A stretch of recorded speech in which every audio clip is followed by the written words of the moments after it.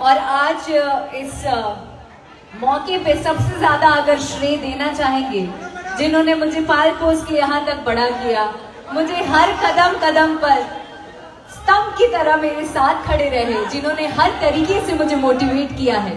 So all credit goes to my father. पापा को जाता हर एक श्रेय। एक बार ताली बजा के आशीर्वाद दे दीजिए। वो इसलिए क्योंकि आज एक्टर तो मैं बन गई, सिंगर भी बन गई, लेकिन उसके साथ साथ जो भी करना चाहिए आज तक, बचपन से लेके अब तक, मेरे पापा ने हमेशा कहा है, हर हिचकिचाहट में पीछे मुड़कर जब देखी हो, पापा ने बोला हट कर लेगा, हट, ऐसे डांट के मुझे पुश करके आगे बढ़ाया है। उसके लिए बहुत बहुत थैंक यू पापा। हर बेटी को आपके जैसा बाप की जरूरत है।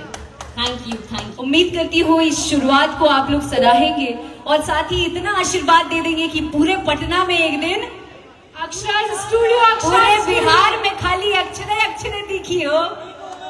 हाँ ठीक मानू, तो ऐसे ही आशीर्वाद देते रहिए।